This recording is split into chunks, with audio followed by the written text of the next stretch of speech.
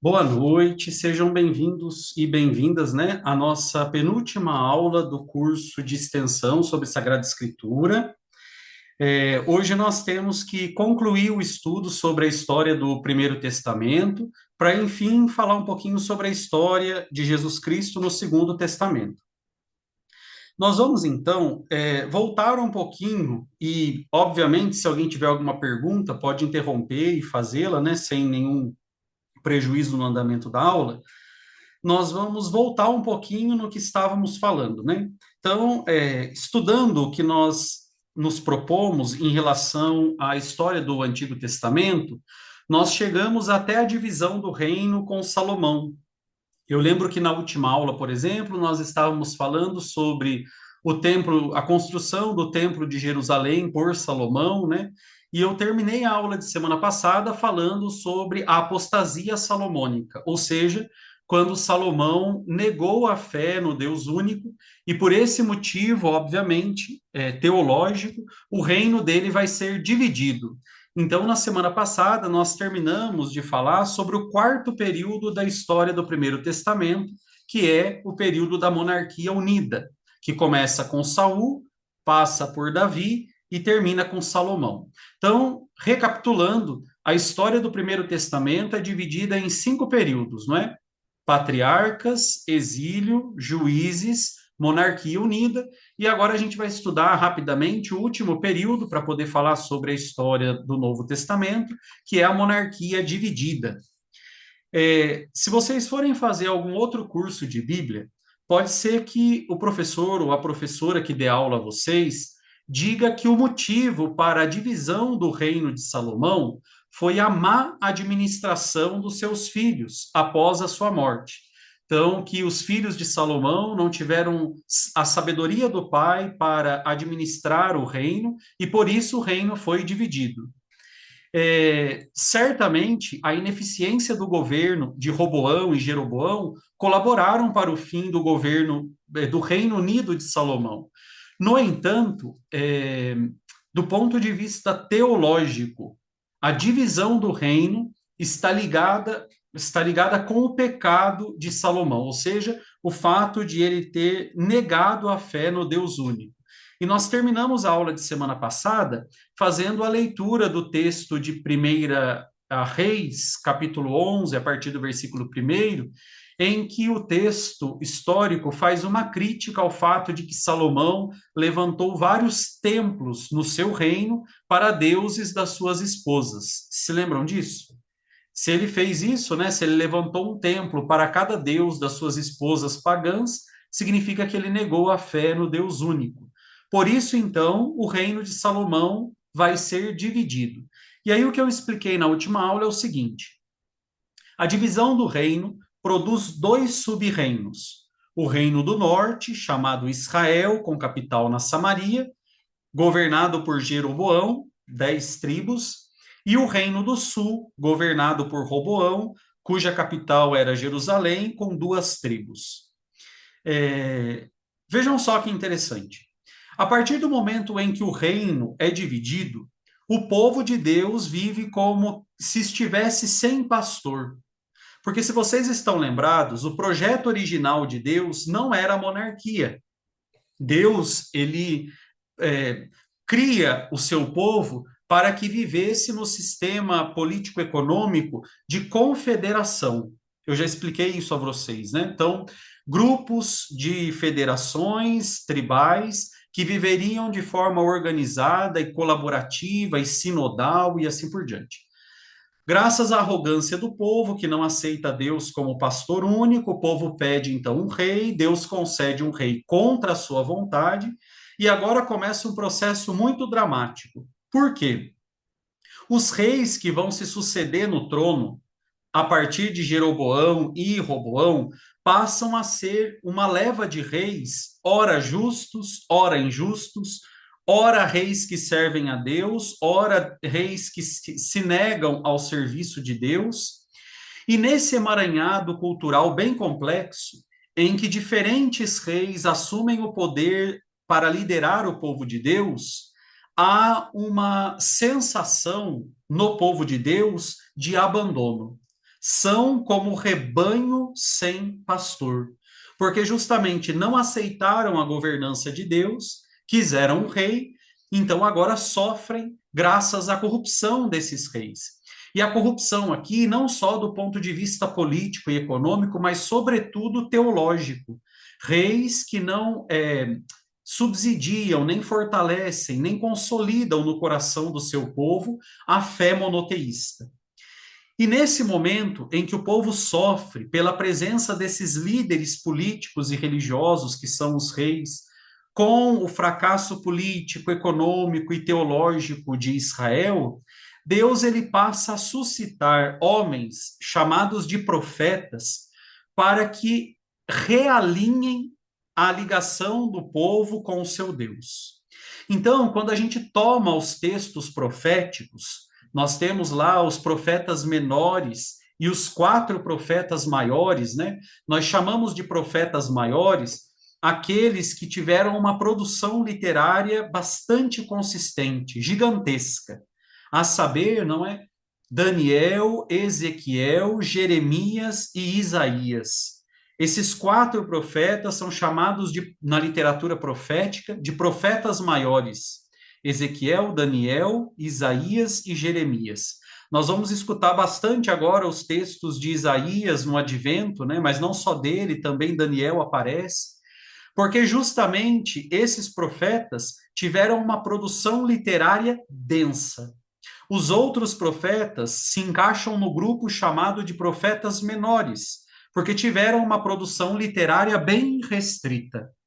E vejam só, eu gostaria que a gente enquadrasse esses profetas dentro do contexto da monarquia dividida. Então, nós temos profetas que profetizaram no sul, no Reino do Sul, e tivemos profetas que profetizaram no Reino do Norte. A maioria dos profetas viveu e profetizou no Reino do Norte. Então, vejam, o profeta ele tem 2 funções bem definidas. A primeira função do profeta é anunciar a palavra de Deus numa época de crise. Então, nós estamos no momento de crise política, crise econômica do povo de Deus, mas, sobretudo, crise religiosa, teológica, de confusão. O povo já não consegue reconhecer a Deus como pastor. Então, quando a gente pega os textos de Isaías, né, de Jeremias, por exemplo, né, que a gente vai ouvir agora no tempo do Advento, que é tão bonito, né? Endireitai os caminhos do Senhor, arrumai as vossas veredas, aplainai as montanhas. É um texto produzido justamente no momento em que o povo estava cheio de curvas, né? Curvas na fé, curvas políticas, curvas econômicas, que impediam o povo de enxergar um horizonte comum. Então, a primeira missão do profeta, nesse momento da monarquia desunida, é produzir um chamado do povo para recuperar a vontade de Deus. Então, anunciar a palavra de Deus. Mas, se o momento é de crise, então nós temos aspectos da vida social, política, cultural, geográfica, que impedem o povo de acolher e viver a palavra de Deus. Então, a segunda função do profetismo, Bruna, Rose, Camila, é justamente denunciar as realidades que vão contra o projeto de Deus. Se a gente pega, né, textos que a gente escuta na época da Quaresma, bastante fortes, né, irmã Suzete, irmã Madalena, é, Deus não quer o vosso incenso. Vocês queimam incenso no templo e o vosso incenso é hipócrita. Deus quer o vosso coração. Ao invés de rasgar as vestes, rasgai o vosso coração. Quer dizer, o profeta, no período da monarquia dividida, está produzindo uma literatura para denunciar o que vai contra a mensagem de Deus. Justamente porque os líderes não faziam isso, né? Não providenciavam o que o povo precisava para viver na presença de Deus. E aí me permitam fazer o seguinte comentário com vocês. Se a função desses profetas suscitados por Deus neste momento dramático da história de Israel, que é a monarquia dividida, quando o povo não tem mais essa referência do rei que representa para ele a figura do próprio Deus, é preciso pensar o que é o profeta. Os profetas do Antigo Testamento, sob nenhuma hipótese, eles são adivinhos. Eles não adivinham o futuro. Então, por exemplo, quando nós escutamos o texto do profeta, eis que uma virgem conceberá e dará à luz um filho, ele será chefe das nações, chamado príncipe da paz, e assim por diante, né? Nesse momento, o profeta ele não está adivinhando que Jesus vai nascer. Não é isso. O profeta, ele é uma pessoa tão enraizada historicamente na realidade do seu povo, é uma pessoa tão conectada com a história do seu povo, que ele é capaz de deduzir o que há de acontecer. Sabe a mãe que ela está tão conectada com o seu filho, que ela é capaz de produzir uma sentença para o filho, escuta, se você continuar fazendo isso, o caminho vai ser esse. A mãe é capaz de produzir uma profecia sobre a vida do filho. Olha, se as coisas continuarem como elas estão, nós já sabemos onde ela vai dar. Isso fica evidente agora na escola no final do ano, sabe? O professor é um profeta, né? Ele vai avisando, estuda, que não vai dar certo. Estuda, porque a água está chegando na canela. Estuda, aí a água bateu na bunda, o professor fala, escuta, eu avisei, você não ouviu. Então, o professor não precisa adivinhar que o aluno, por exemplo, vai ficar de recuperação. Os sinais daquele contato que o professor tem com o aluno já pré-anunciam o que está por acontecer. Então, o profeta é isso. O profeta é um homem, uma mulher, né? Também temos profetisas, que tão enraizados na história, eles são capazes de produzir sentenças anunciadas para o futuro. Eu vou dar um exemplo para vocês. Enraizando os nossos pés na história política do nosso país, fica evidentemente claro que daqui 2 anos, nas eleições presidenciais, nós vamos ter tragédias acontecendo, porque elas já estão sendo produzidas desde as últimas eleições e elas vão se intensificar agora mais e mais depois das eleições municipais. E não precisa nem ser nenhum adivinho para saber que isso vai acontecer. Basta fazer uma leitura das tensões e polarizações políticas que aconteceram no país desde as últimas eleições presidenciais. Estou pegando esse exemplo para a gente entender o que é o profetismo. O profeta é alguém que, de tão enraizado que ele está com a cultura, com a história, com a religião do seu povo, que ele é capaz de anunciar algo. Aí, obviamente, Rose, Irene, Sabina, Glauce, a partir do momento em que nós, cristãos, tomamos os textos proféticos, nós fazemos uma leitura cristológica deles. Eu vou aqui adiantar um ponto que a gente vai conversar daqui a pouco, quase que imediatamente. O Messias, referenciado pelos profetas, não era Jesus Cristo. Quando Isaías escreve sobre o Messias, ele não está pensando em Jesus Cristo. Ele nem sabe que Jesus Cristo vai nascer. Nós é que fazemos uma leitura cristológica da profecia de Isaías. Entendem isso? O profeta Isaías não conhece Jesus, ele não está falando de Jesus. O profeta Isaías, ele fala de um Messias que, na verdade, é Ciro, rei da Pérsia. O Messias de Isaías é Ciro, e a gente vai entender daqui a pouco por que é Ciro. Quem é esse homem, rei da paz, que vai libertar o seu povo? Ciro. Ciro é que vai tirar o povo de Deus da mão dos babilônios, a gente vai ver isso agora, né? E vai permitir que o povo volte para sua terra depois do exílio da Babilônia. Então veja, quando Isaías escreve a sua profecia, ele tem diante de si este homem chamado Ciro, que é rei da Pérsia e que vai favorecer o povo de Israel. E olhando a ação deste rei, ele vai dizer: olha, a ação dele é messiânica, a ação dele é salvadora. E ele escreve um texto, então, falando sobre o Messias. Depois do nascimento de Jesus, nós fazemos uma leitura cristológica do texto de Isaías. Então, veja, embora Ciro tenha sido um Messias para o povo de Israel, ele nem se compara a Jesus Cristo. Portanto, Ciro é um prelúdio de quem é Jesus Cristo. Por isso que nós podemos fazer uma leitura cristológica dos textos proféticos. Já deixa você falar, Rose. Quando nós pegamos o texto de Isaías e ele descreve o servo sofredor, que a gente lê na Quaresma. Este homem não tem beleza, era como uma chaga só. Era um homem mediante ao qual, quando todos passavam, viravam seu rosto. Quem é este homem? O próprio Israel. Quando Isaías escreve este texto sobre o servo sofredor, ele está falando do seu povo que está sofrendo. Ele está dizendo o seguinte: o povo de Israel está sendo feito escravo de novo agora na Babilônia.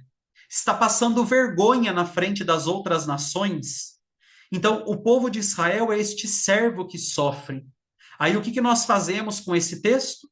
Cristologizamos. Ou seja, nós olhamos para esse texto e pensamos: o sofrimento do povo de Deus foi um prelúdio do sofrimento de Jesus Cristo. E aí nós fazemos uma leitura cristológica daquela profecia de Isaías. E vejam só uma coisa: com isso, nós não estamos esvaziando a Bíblia. Nossa, mas então ninguém adivinhou que Jesus ia nascer. Nós estamos dizendo o seguinte: a Bíblia ela tem raízes. Ela não nasce de adivinhações. Tudo que ali está nasce de uma experiência de fé concreta. E é nós que vamos fazendo essa interpretação teológica dessas profecias presentes no Antigo Testamento. Porque eu pergunto uma coisa para vocês. Do ponto de vista histórico, essas profecias fazem algum sentido para o cristianismo? Nós não precisamos dessas profecias. A gente não precisaria do Antigo Testamento. Nós só precisamos dele, porque ele está grávido de Jesus Cristo. Ou seja, porque nós colocamos o nosso óculos cristão e fazemos uma leitura cristológica da profecia, uma leitura cristológica da libertação do povo de Deus, dizendo o seguinte: se Jesus é o centro da história, tudo o que veio antes preparou a sua vinda. E é aí que então nós podemos coincidir o Messias de Isaías com Jesus. É aí que nós podemos coincidir o servo sofredor de Isaías com Jesus. Porque vejam só uma coisa: Isaías não era cristão, então ele não pode estar falando de Jesus. Isaías, né? Nós é que fazemos essa leitura, porque Israel prefigura quem Jesus é. Rose. Não, você já respondeu. A minha pergunta era do servo sofredor.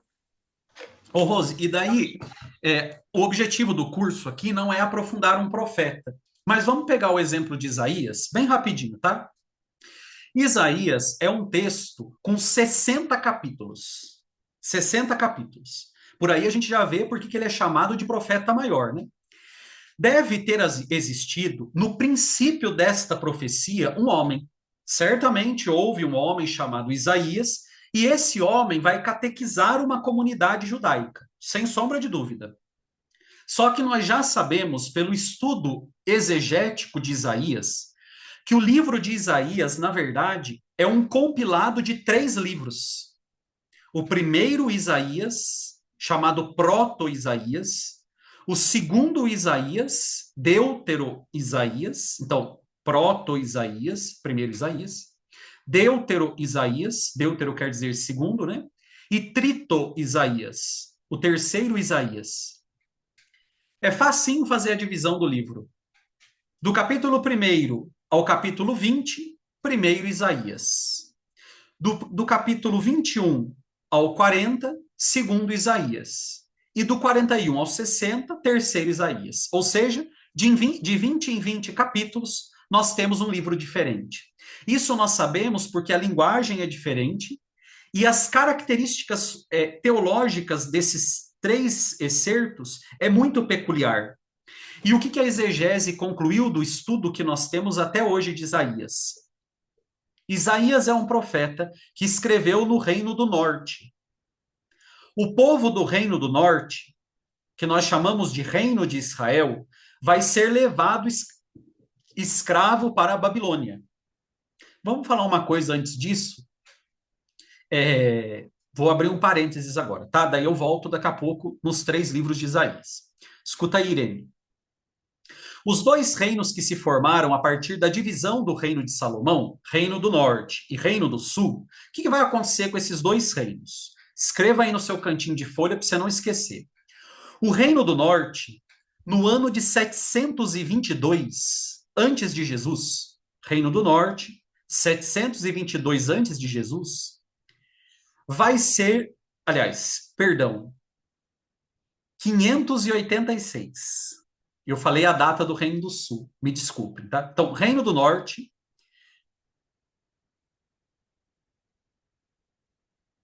Não, peraí que minha cabeça hoje não tá boa. Vou repetir para não confundir ninguém. Reino do Norte, 722, tá certo. Foi destruído pelos assírios. Desapareceu o Reino do Norte.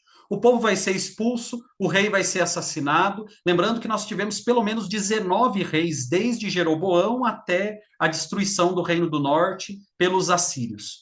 Os assírios vão invadir, vão destruir a Samaria, que é a capital do reino, né? Tá tudo acabado. O Reino do Sul, no ano de 586, portanto, o Reino de Judá, vai ser levado para a Babilônia como escravo. Então, o rei Nabucodonosor, que era rei da Babilônia, vai deportar o povo de Deus de Judá e vai levar esse povo cativo para a Babilônia. O povo vai viver lá um tempo como cativo e a gente vai descobrir o que acontece com esse reino. Eu queria chamar a atenção de vocês para o seguinte: o maior reino, que era o do norte, que tinha 10 tribos, foi extinto pelos assírios, destruído. O reino de Judá, que só tinha 2 tribos, é ele que vai ser levado cativo para a Babilônia e que depois vai ser libertado por Ciro e vai voltar para reconstruir a história na Palestina. Por que eu estou falando isso? Isaías, aqui que está o meu erro, então já vou corrigir aqui. Isaías profetizou no reino do sul, tá? É que eu não fiz a anotação que eu precisava, então a minha cabeça já não está muito boa no começo de dezembro, né? Então precisamos corrigir. E Isaías, ele é um homem que vive antes do cativeiro da Babilônia. Se o cativeiro começou em 586, Isaías viveu antes do cativeiro, profetizando aquilo que Deus queria para o povo de Judá. Mas veja que interessante. Cada um dos livros possui características diferentes, Rose. O primeiro livro é um livro temeroso. Portanto, esse livro foi escrito, Glauci, antes do exílio. O segundo livro de Isaías é um livro de esperança. Portanto, foi um livro escrito enquanto o povo estava no exílio. E o último livro de Isaías é um livro escrito depois que o povo voltou para a sua terra. Então, o livro é da esperança. O primeiro Isaías é o livro do temor, o segundo livro de Isaías, o livro da esperança, e o terceiro livro, o livro da reconstrução. Então, antes do exílio, durante o exílio e depois do exílio. Daí nós já podemos saber que então foram as comunidades que escutaram o ensinamento de Isaías que foram interpretando esses ensinamentos em contextos diferentes. Por isso que o livro não foi escrito por uma pessoa só. Foi escrito por comunidades que interpretaram a catequese que receberam deste profeta chamado Isaías.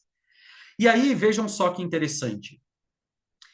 Enquanto o povo é cativo na Babilônia, vai surgir um outro império paralelo ao Império Babilônio, que é o Império Persa.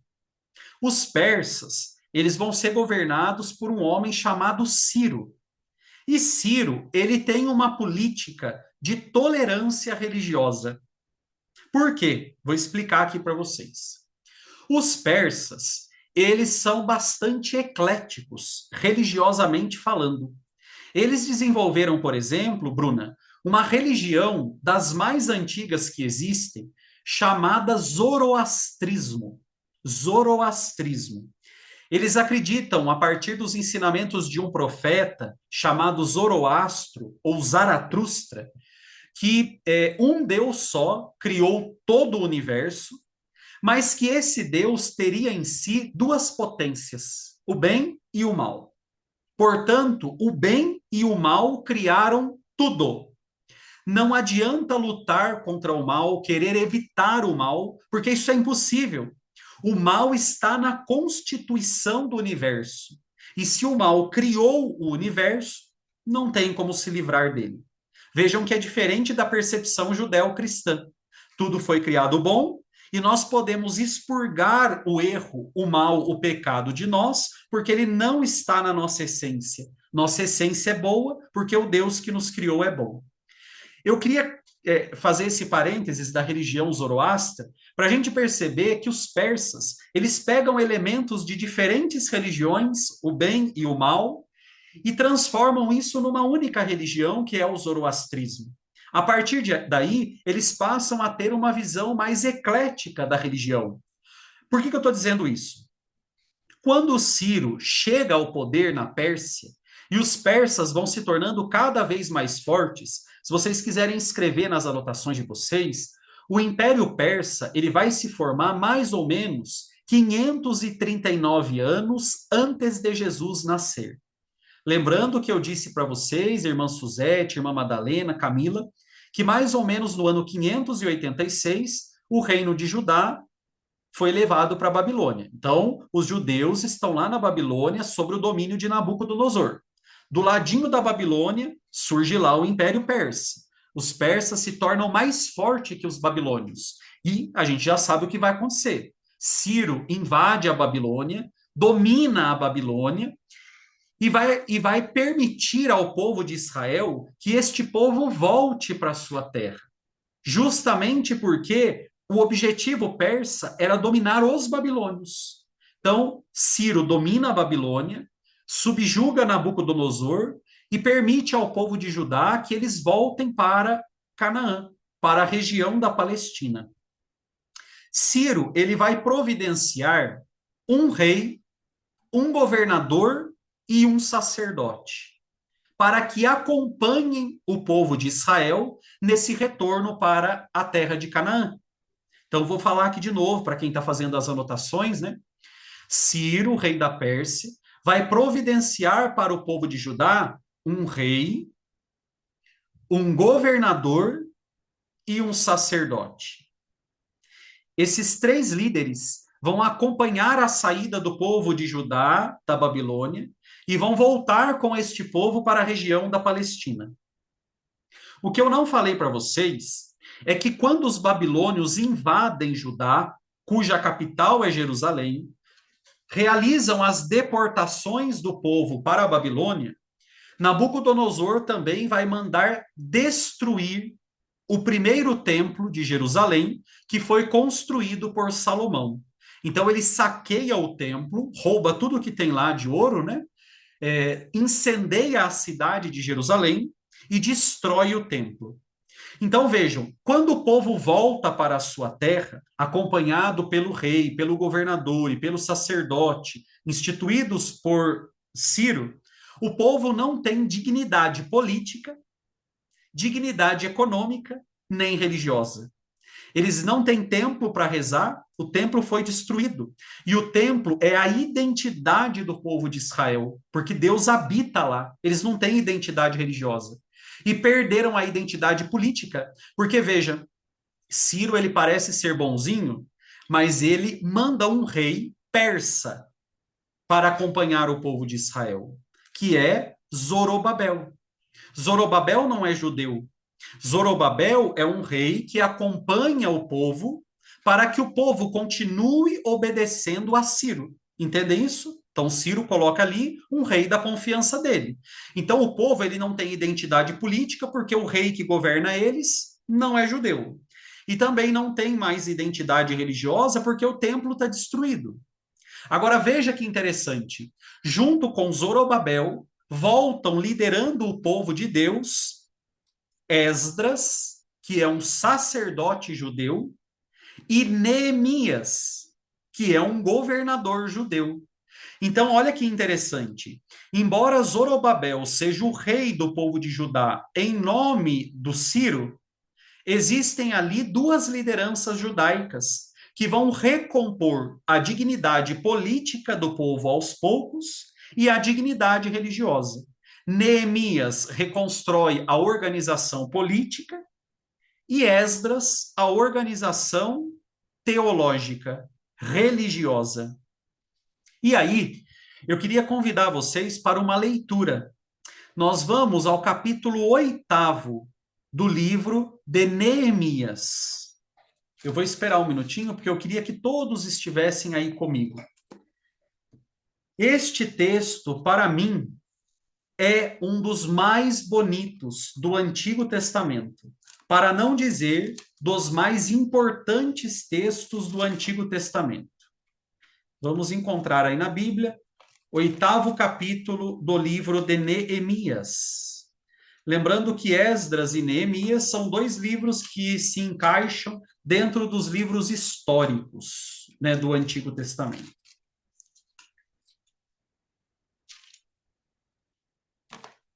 Imaginem comigo o seguinte, enquanto vocês vão encontrando aí, Neemias capítulo 8. Nós estamos lá no meio do povo de Deus, ficamos lá em Judá, na Babilônia, desde 586 até mais ou menos 539, subjugados por Nabucodonosor. Nosso templo foi destruído, não temos mais uma igreja, não temos uma identidade religiosa. Voltamos para a nossa cidade e agora nós vamos ter que reconstruir a nossa vida. E aí a gente pode pensar nos nossos irmãos do Rio Grande do Sul, né? Que, embora ninguém fale mais, ainda estão em processo de reconstrução da sua dignidade humana, política, territorial, religiosa. Imagina você voltar para a sua cidade de origem, tudo destruído, saqueado, incendiado, estrangeiros morando nos lugares que os seus familiares moravam. E a igreja matriz da sua cidade não existe. O povo todo se reúne na praça para chorar a tristeza de mais uma vez ter sido feito escravo de um povo estrangeiro, né? Se antes do Egito, agora há pouco dos babilônios. Esdras, no meio daquela praça de lamúria e lamentação, toma o texto da Torá, da lei de Israel, e lê o texto publicamente para o povo. É a primeira vez depois do exílio que o povo de Israel está congregado numa praça pública, ouvindo a palavra de Deus, livre do jugo religioso de um povo estrangeiro. Entendem o peso que isso tem? E é a palavra de Deus, proclamada pelo sacerdote Esdras, naquela praça, que vai reconstruir o povo. Isso é maravilhoso, né? A palavra anunciada reconstrói a dignidade religiosa do povo. E vejam só uma coisa: em cada missa que nós participamos, a liturgia da palavra se assemelha a Esdras. Quando um proclamador sobe no altar da palavra para proclamar o texto, ele é como Esdras, reconstruindo a dignidade teológica do povo por meio da palavra proclamada. Escutem a beleza deste texto. Ora, quando chegou o 7º mês, os filhos de Israel estavam assim instalados em suas cidades, ou seja, voltaram para Judá. Todo o povo, olha, gente, esse texto é de arrepiar o coração. Todo o povo se reuniu como um só homem na praça situada defronte da porta das águas. Disseram ao escriba, o sacerdote, Esdras, que trouxesse o livro da lei de Moisés, que Javé havia prescrito para Israel. Isso aqui é tão bonito, né, gente? Estavam todos unidos como um só homem. Quer dizer, a união daquele povo pelo sofrimento deles era tão gigante que é como se fosse um só coração a escutar a palavra de Deus. Então o sacerdote Esdras trouxe a lei diante da assembleia, que se compunha de homens, mulheres e de todos os que tinham uso da razão. Era o primeiro dia do 7º mês.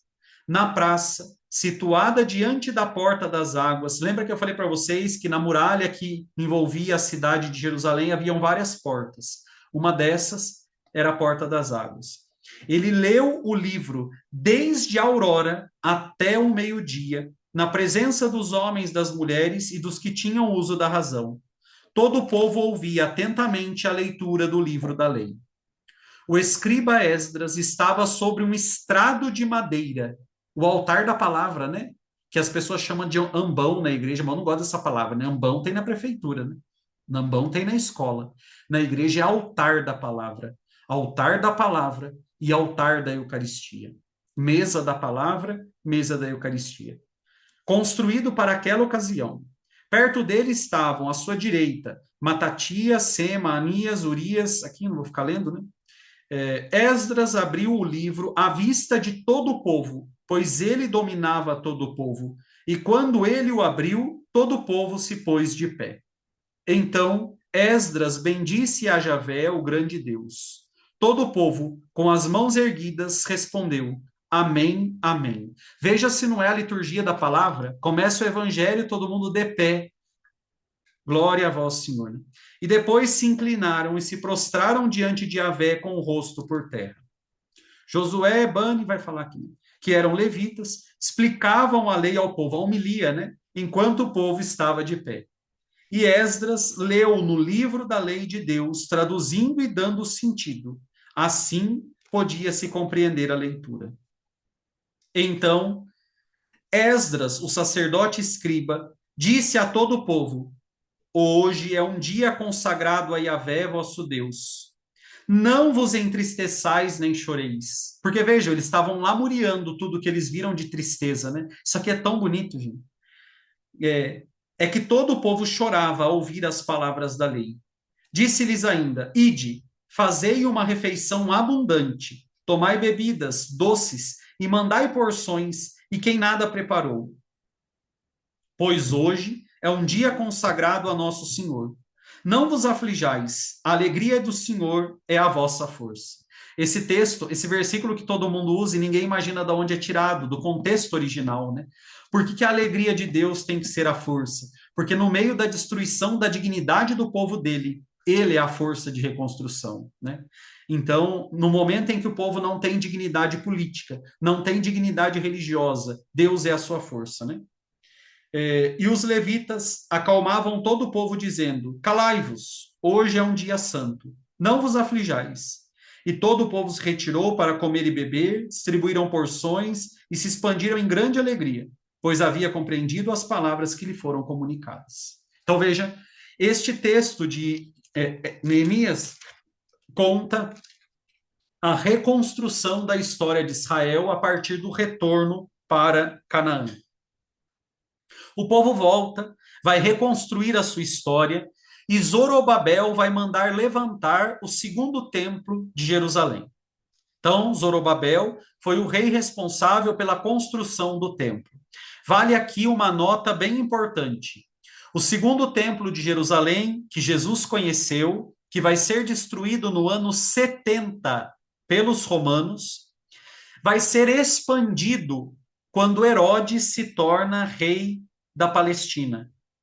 Herodes vai se tornar rei da Palestina no ano 37 antes de Cristo. Então, este templo de Zorobabel, que era pequeno, ele vai ser ampliado pelo rei Herodes, o mesmo que vai mandar matar Jesus quando ele nasce, persegui-lo quando ele é um bebê. E o templo que Jesus vai ser apresentado, que ele vai visitar, que ele vai rezar, é o templo construído por Zorobabel e ampliado por Herodes. Este templo vai ser destruído pelos romanos no ano 70 e até hoje os judeus não têm um terceiro templo e rezam diante do muro que pertenceu ao segundo templo de Jerusalém. Então, os judeus, eles vivem à espera da reconstrução do terceiro templo de Jerusalém, né? Uma curiosidade interessante, os judeus, eles possuem um instituto chamado Instituto do Templo em Israel. Esse instituto fez todos os estudos geográficos, historiográficos, culturais, teológicos, bíblicos, e já reconstruiu todas as peças para o terceiro templo. Então, eles já têm a menorá, os candelabros, tudo que vocês podem imaginar que é necessário para que o templo de Jerusalém exista, eles já têm. Tudo feito de ouro, né, e assim por diante. Inclusive, a menorá feita de ouro, que foi enviado pelos judeus do mundo todo para ser derretido e construído, fica numa das praças de Israel exposta dentro de um vidro blindado, né? Quando o terceiro templo for construído pelo Messias definitivo do judaísmo, todos esses itens serão colocados lá. Então, eles vivem esperando o Messias, e esse Messias judaico, ele tem basicamente duas funções. repatriar todos os judeus em Israel e reconstruir o terceiro templo. Jesus não fez nenhuma das duas coisas. Por isso ele não é Messias judaico. Ele não repatriou judeus, muito pelo contrário. Ele mandou quem morava na região da Judéia sair de lá e anunciar a palavra dele até os confins do mundo. É para todo mundo a salvação, não só para os judeus. E ele não construiu o terceiro templo. Ele mandou derrubar o segundo, porque o templo novo é o corpo dele, né? Então, Jesus ele só arrumou encrenca com os judeus do ponto de vista histórico, né?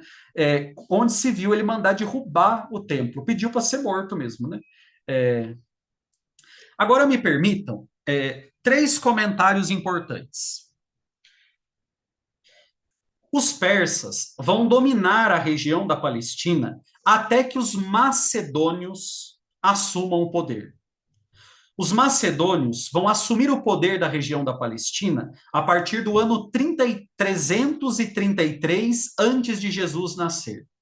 Então, só para recuperar uma informação aqui, para ninguém ficar perdido, né? 722, o Reino do Norte desapareceu. Por isso que a gente não está falando mais nada do Reino do Norte. Os profetas profetizaram lá, eles desapareceram sob o domínio assírio.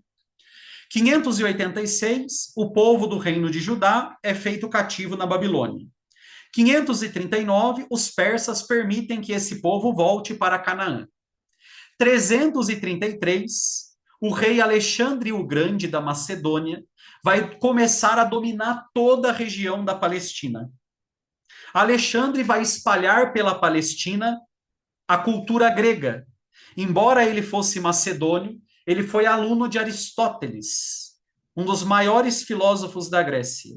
Ele se apaixona pelo grego, pela filosofia, e ele vai passar a aplicar nos territórios que ele dominou o grego.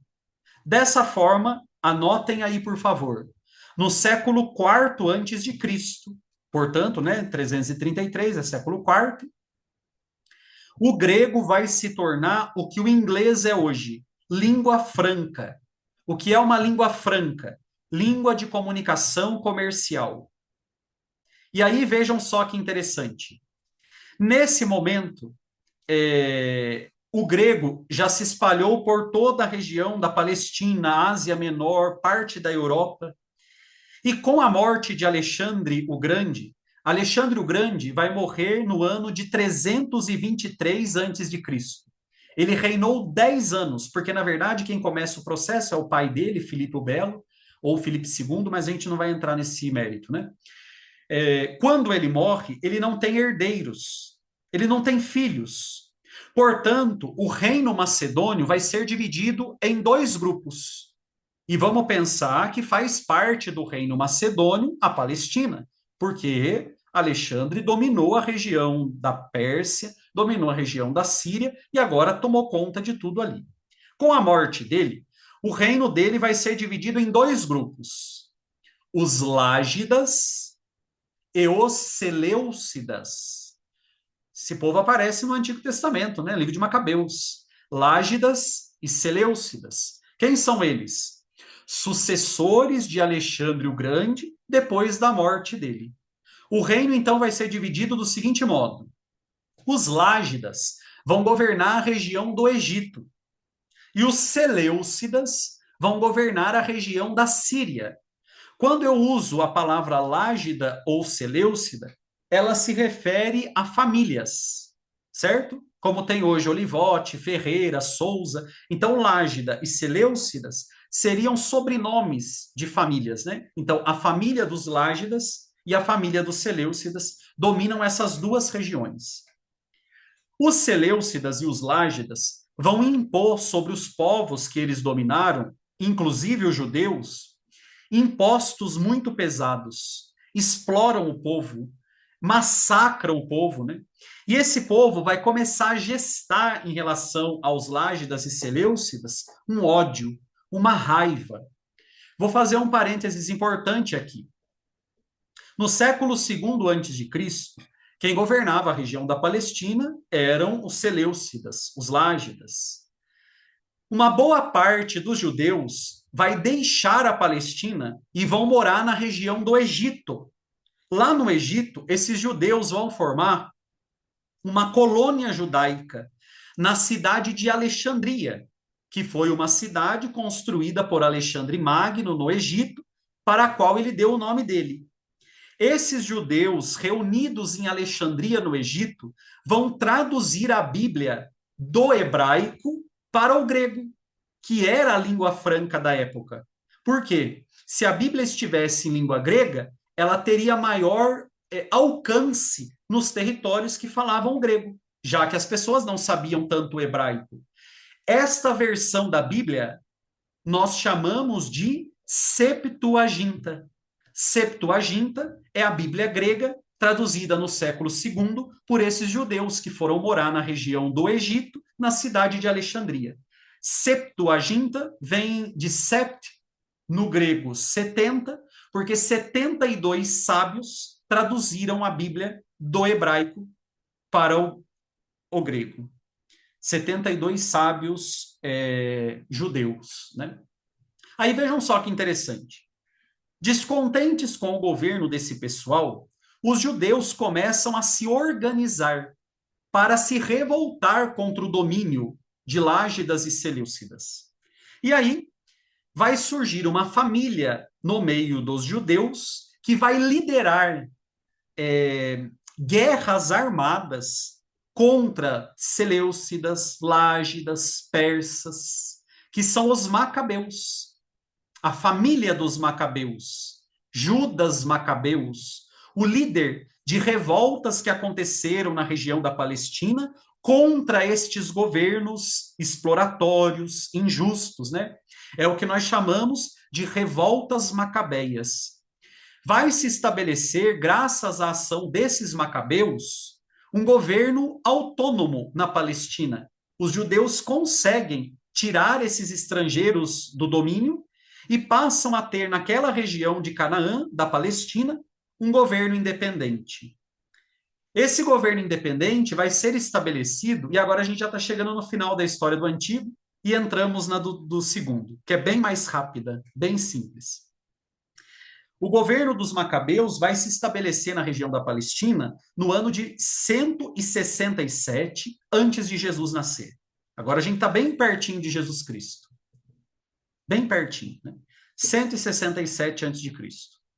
Os Macabeus vão ficar no poder, então quer dizer, os judeus vão ter esse governo independente até que os romanos dominem a Palestina. Os romanos vão dominar a Palestina no ano de 63 antes de Jesus nascer. O general romano chamado Pompeu invade a Palestina, depõe o governo independente dos judeus e toma a Palestina para Roma, dentro de um processo romano que nós chamamos na história geral de expansionismo romano, quando os romanos começaram a abocanhar diferentes territórios pelo mar Mediterrâneo, no sul da Europa, no norte da África, na Ásia, na costa oeste da Ásia. E aqui nós encerramos o caminho que fizemos da história do Primeiro Testamento, porque já chegamos, então, no quadro do nascimento de Jesus Cristo. Roma reina sobre a Palestina e é dentro deste processo que Jesus vai nascer. Antes de abrir para perguntas, eu quero recompor com vocês, como uma forma de revisão, o que a gente falou até aqui. Eu sei que é um pouco cansativo, mas eu acho que é importante. Então, eu vou aqui do começo, tá? Do começo do que a gente falou hoje. Em 933 a.C., o reino de Israel é dividido, norte e sul. O reino do norte vai ser destruído pelos assírios no ano de 722 antes de Jesus nascer. Sobra o reino de Judá, cuja capital é Jerusalém, o reino do sul. O reino do sul vai ser deportado para a Babilônia no ano de 586. No ano de 539, Ciro, rei da Pérsia, domina a Babilônia e permite ao povo de Israel que volte, com a ajuda de Zorobabel, Neemias e Esdras, para a Palestina. Estando na Palestina sob o domínio persa, os judeus passam a ser controlados pelo rei da Macedônia, Alexandre o Grande. Alexandre domina a Palestina, mas morre sem deixar herdeiros. O domínio da Macedônia, que começou em 333, vai ser modificado a partir da divisão do reino de Alexandre entre Lágidas, que dominam a região do Egito, e Seleucidas, que dominam a região da Síria. Esses dois grupos se alternam no poder, exploram o povo de Deus e vão produzindo um descontentamento entre o povo, até que esse descontentamento desemboca na ação militar e armada dos macabeus, judeus que se reúnem contra o domínio dos Lágidas e Seleucidas. Estabelece-se na região da Palestina, a partir de 167 a.C., um governo autônomo dos judeus, governo dos macabeus. Este governo vai ser dominado e controlado a partir do momento em que Roma chega aos territórios da Palestina, 63 anos antes de Jesus Cristo nascer. Então, fica razoavelmente estabelecido a linha histórica deste período. Se alguém tiver algum comentário, alguma dúvida, quiser explanar, antes da gente comentar o que temos para hoje.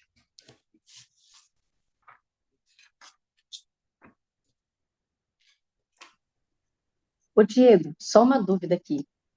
É o livro de Esther que, que ela vai fazer um jejum e aí ela vai matar um dos soldados de Nabucodonosor? Isso. Só que ali não quer dizer que eles tiveram alguma vitória, então. Não, não. É um processo de conquista pontual naquele momento, né? Ela intercede ao rei pelo povo e assim, mas não é a libertação definitiva do povo de Deus. Mas é uma contribuição significativa para aquele momento que eles viviam, inclusive de uma mulher conseguir várias coisas que Esther conseguiu, né? Daí o fato dela ser até comparada à Virgem Maria no sentido de adiantar a ação de Maria, né? Que intercede pelo povo.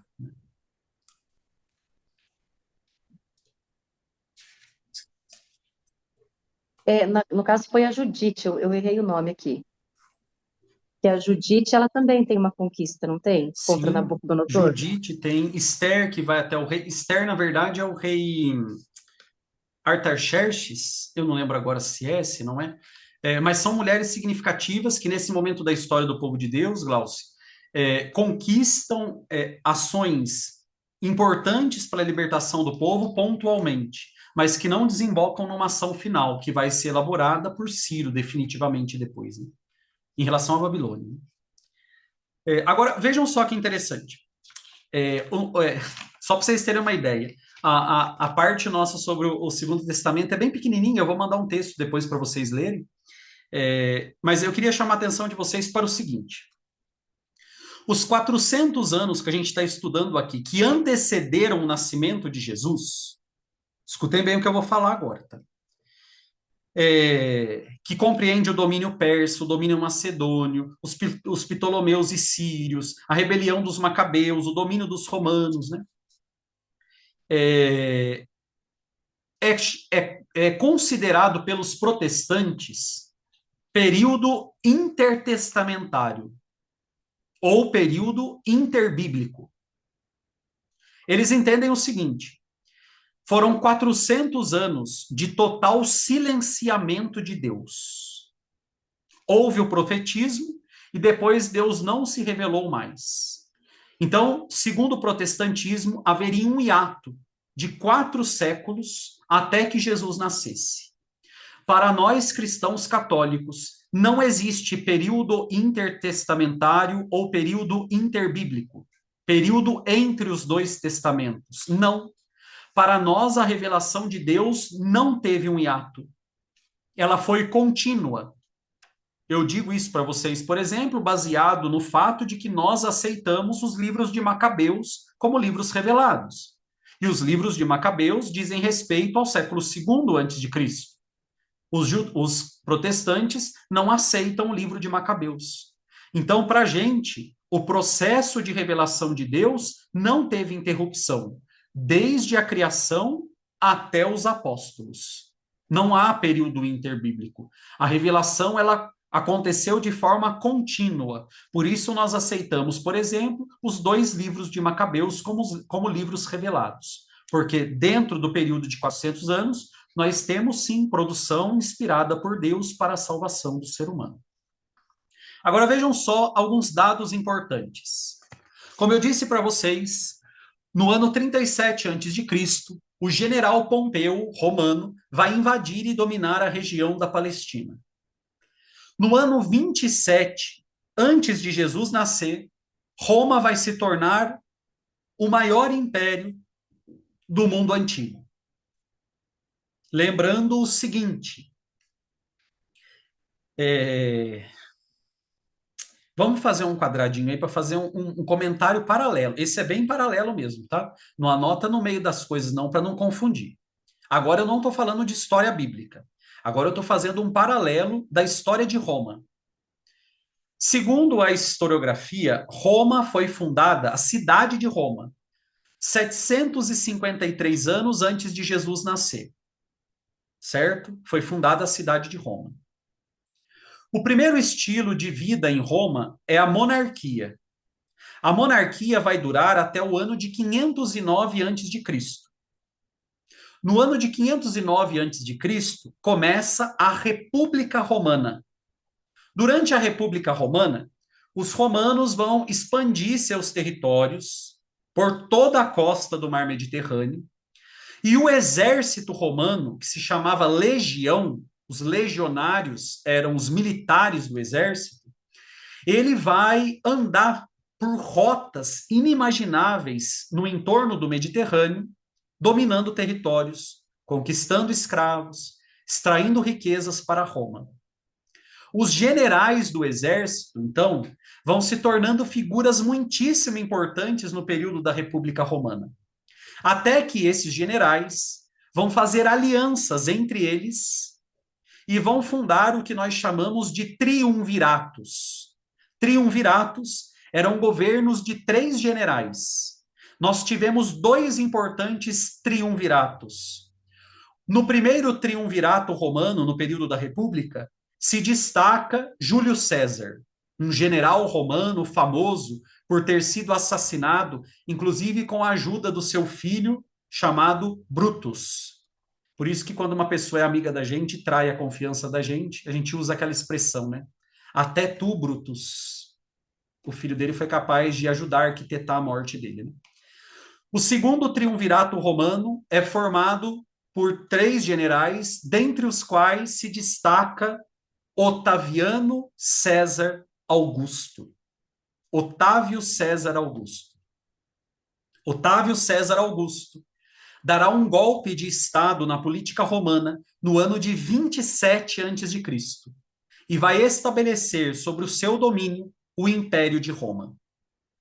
Percebem por que eu fiz esse comentário? Para entender a história de Roma. Começa em 753, depois vem a República de Roma, e depois, no ano de 27 a.C., o general Otaviano César Augusto declara Roma um império e assume todo o poder, centralizando tudo na sua mão.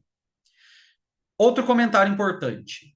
César e Augusto não são nomes próprios. Muito embora minha mãe tenha acertado gigantescamente quando colocou o meu segundo nome, muito embora eu não goste do primeiro, Augusto, bastaria ter colocado Augusto. Eu falo, mãe, não sei de onde a senhora tirou Diego, bastaria Augusto, já estaria de bom tamanho, nome forte, excelentemente bem.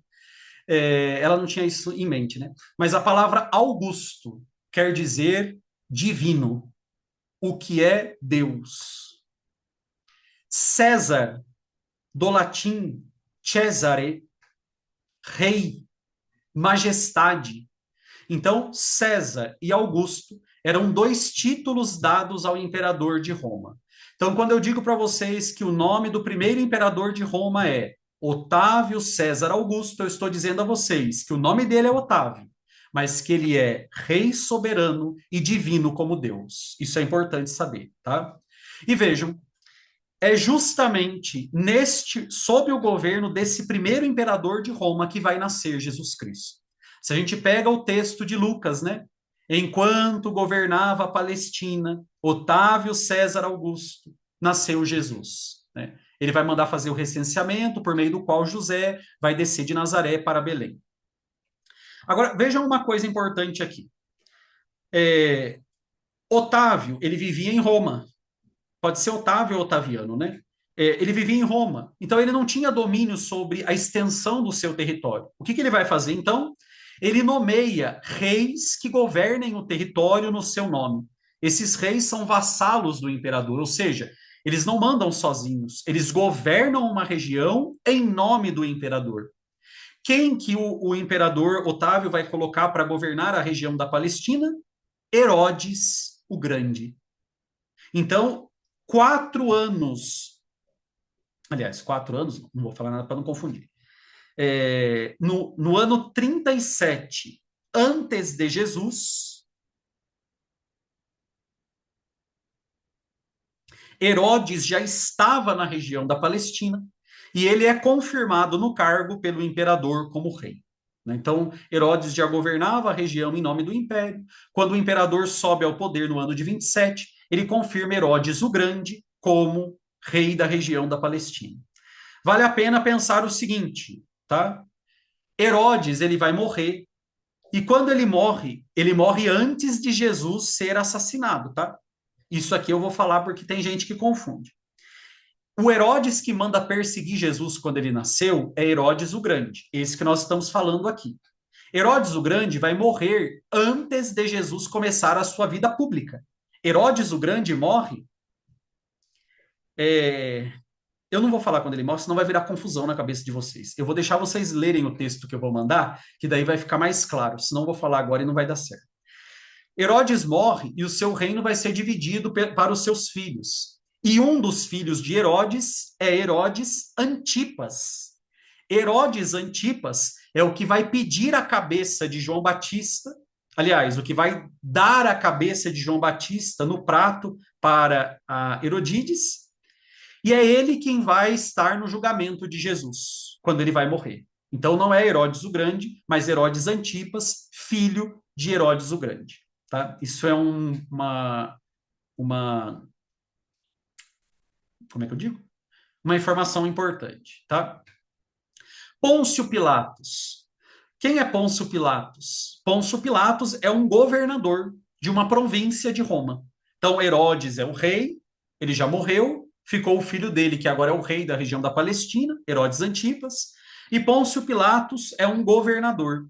Por isso que quando Jesus vai morrer, ele é encaminhado para todas essas autoridades, né? Ele vai mandado a Pôncio Pilatos, vai a Herodes, porque são representações do Império Romano naquele momento da história do povo de Deus. Para encerrar a nossa aula, eu gostaria de estabelecer com vocês 3 períodos para a história do Novo Testamento. Eu disse para vocês, né, que nós tivemos 5 períodos na história do Primeiro Testamento, e agora nós temos 3 períodos na história do Segundo. Lembrando o seguinte, a história do Segundo Testamento ela é pequeníssima. Ela vai do ano 1, quando Jesus nasce, mas ele não nasceu no ano 1. No artigo que eu vou mandar para vocês, está bem explicadinho lá, vocês vão ver, né? A questão do erro de datação que nós temos. Vale a pena ler. Daí na próxima aula eu posso tirar dúvidas se alguém não compreendeu o que está lá, o que é bem possível, não tem nada demais. Até o ano 100. Até o ano 100. Quando morre o último apóstolo, acaba a história bíblica. Acaba a revelação bíblica. Nós acreditamos que o último apóstolo a morrer é João, o evangelista, na ilha de Patmos, entre o ano 95 e 100 da era cristã. Portanto, a história do Segundo Testamento é minúscula perto da história do Antigo, porque durou 1 século. Para quem já participa do outro curso, já sabe isso, mas eu peço um pouquinho de paciência. 3 períodos na história do Novo Testamento. O primeiro período vai do ano 1 ao ano 30, 3 décadas. Nós vamos chamar esse período de Movimento Jesus de Nazaré.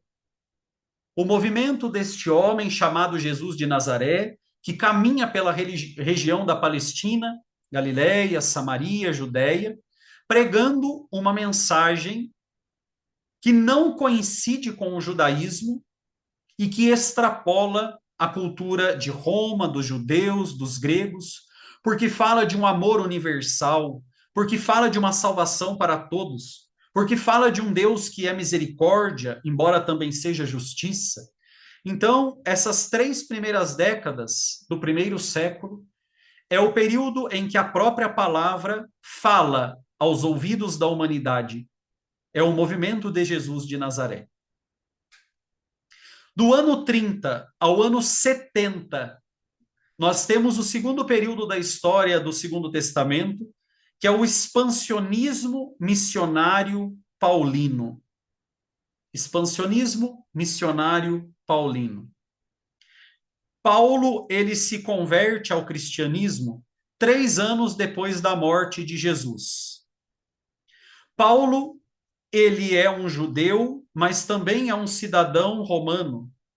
E é ele quem vai tirar a mensagem de Jesus, Irene, da Palestina, e vai levar a mensagem de Jesus para regiões onde os outros apóstolos não queriam levar. Os outros apóstolos, sobretudo Pedro, achava que a mensagem de Jesus deveria circular só pela Palestina. Paulo diz não, a mensagem de Jesus tem que sair daqui. Por isso ele vai fazer 3 grandes viagens missionárias, levando a palavra de Deus para as ilhas gregas, para a Ásia, para a África. E o ponto final das viagens de Paulo é Roma, a Europa. Ele vai até Roma levando a palavra de Jesus Cristo. Então vejam, esses 40 anos, do 30 ao 70, representam esse grande movimento por meio do qual Paulo está disseminando a palavra de Deus por lugares fora da Palestina. E me permitam, então, um parênteses.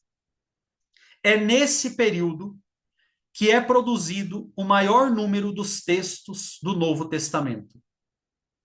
O primeiro livro escrito do Novo Testamento data do ano 51 depois de Cristo. É a primeira carta aos Tessalonicenses. Esse é o texto mais antigo do Novo Testamento. Os evangelhos, eles vão ser escritos mais tarde. Quer dizer, Paulo é quem começa a produção literária. Os evangelistas vão copiar a ideia de Paulo, de colocar por escrito a mensagem de Jesus, né? O primeiro evangelho, que é o de Marcos, data mais ou menos do ano 65 depois de Cristo. Veja que Marcos escreve o seu texto, Paulo já tinha escrito a sua primeira carta há muito tempo, 51 depois de Cristo. Então, e aí as produções mais importantes do Novo Testamento se encontram neste momento, em que a palavra de Deus está circulando pelo Mediterrâneo. No ano 70, o Templo de Jerusalém vai ser destruído pelos romanos. Jerusalém vai ser saqueada, destruída, porque os judeus não estavam obedecendo os romanos. Os judeus vão sofrer a diáspora judaica. Vocês sabem o que é diáspora? A expulsão, né? Então, eles vão ser expulsos da região da Palestina e vão se espalhar por vários lugares do mundo, inclusive pela Europa, onde vão ficar até a eclosão do nazismo e a destruição desses judeus, né? Pelo menos 6 milhões deles no século XX.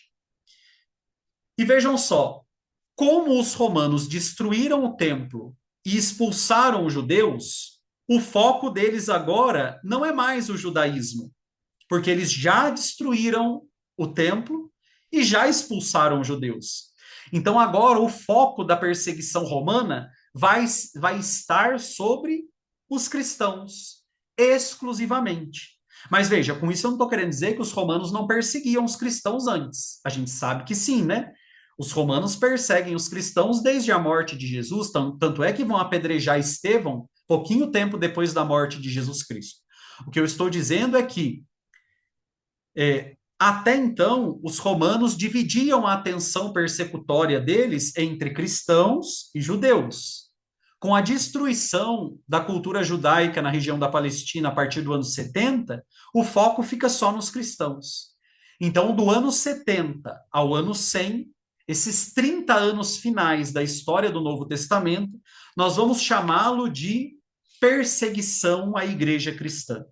É o período em que se intensifica de forma gigantesca a perseguição do império ao cristianismo. Vão se destacar nesse período os imperadores romanos Nero, Diocleciano, que vão matar os cristãos a rodo. Nesse período, por exemplo, nós temos a produção do Evangelho de João, do Apocalipse, que fala desta perseguição aos cristãos no Império de Roma, né? E esses, então, seriam os 3 períodos da história do Novo Testamento, com as suas características básicas. O movimento de Jesus de Nazaré, o expansionismo produzido por São Paulo e a perseguição romana aos cristãos. Portanto, quando a gente vai estudar um texto do Novo Testamento, cada um desses períodos é como se fosse uma gaveta de uma estante.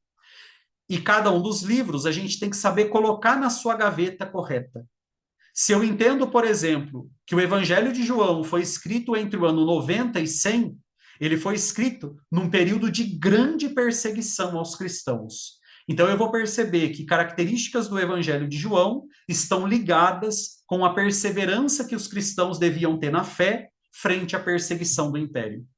Se eu entendo que o Apocalipse foi produzido no período da destruição, da perseguição dos romanos, então eu vou ver que é um texto de esperança, produzido para animar a fé do povo de Deus no momento em que a fé do povo estava abalada pela perseguição do império.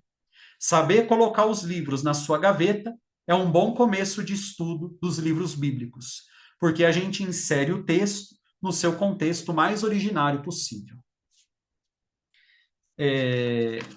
Eu não vou aprofundar mais e mais o Novo Testamento, porque a proposta do curso de extensão para 2025 é o estudo dos evangelhos. E para poder estudar os evangelhos, vai ser necessário estudar um pouquinho mais aprofundadamente esta história do Novo Testamento, sobretudo esses períodos nos quais se encaixam os textos evangélicos produzidos, canonicamente reconhecidos. Então, nós temos 9 minutinhos para encerrar. Antes de eu fazer a conclusão, eu abro espaço para que, se alguém quiser perguntar, mas também questionar, criticar alguma coisa, que o possa fazer em relação ao estudo historiográfico que a gente fez até aqui da história bíblica, né?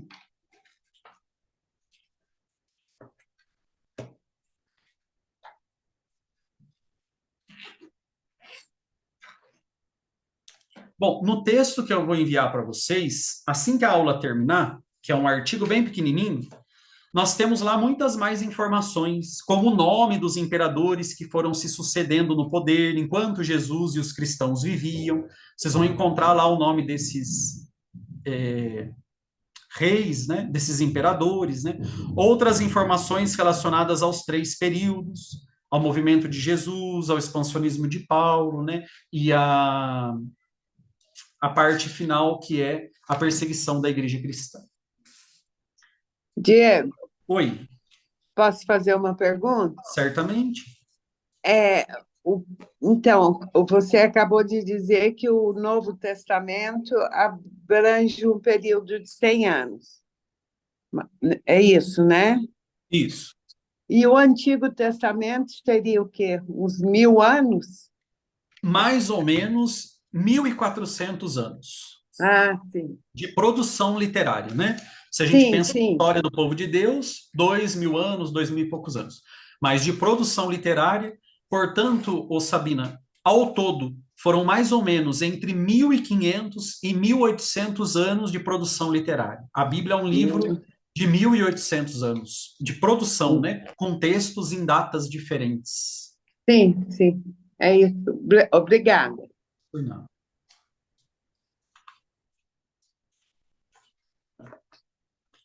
Bom, para a semana que vem, eu vou colocar isso no grupo agora.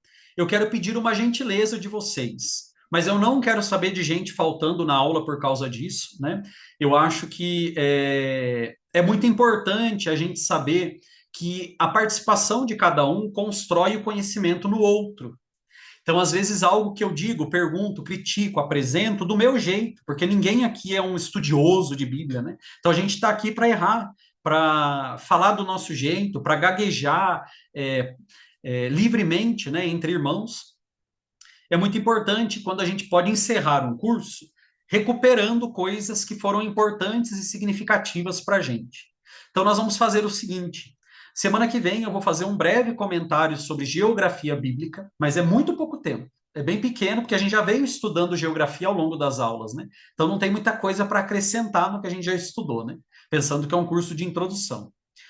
Mas eu gostaria que cada um de vocês, durante essa semana, até quinta-feira que vem, produzisse, da maneira que achar melhor, um comentário a respeito de um tema ou de algo que foi apreendido por você nesse curso e que te despertou para uma novidade em relação à Bíblia.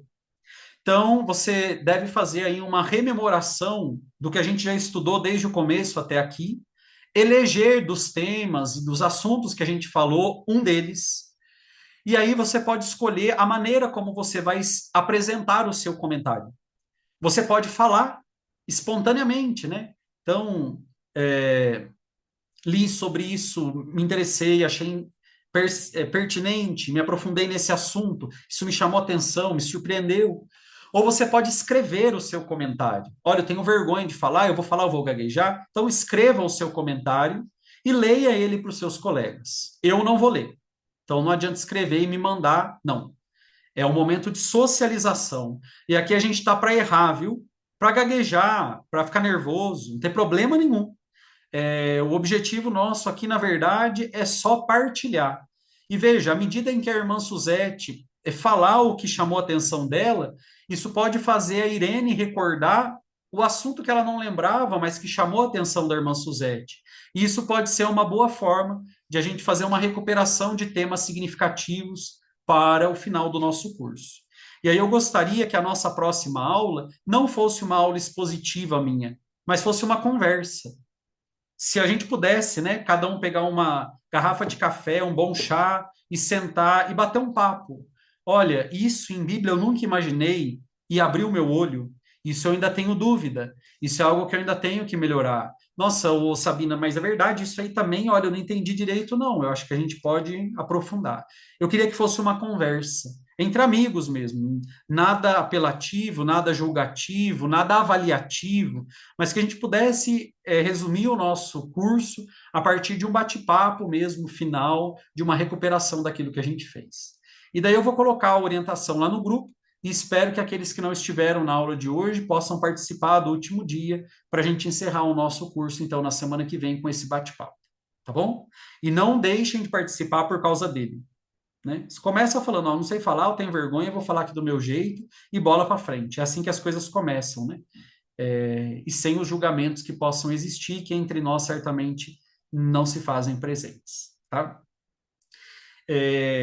Eu agradeço vocês, então, pela aula de hoje, desejo bom descanso e coloco a gravação da aula assim que ela estiver disponível, e a gente se encontra, então, para encerrar o nosso curso de Introdução à Sagrada Escritura na quinta-feira da semana que vem, com uma pequena explanação sobre geografia bíblica e um bom bate-papo sobre os temas que a gente estudou até aqui, tá bom?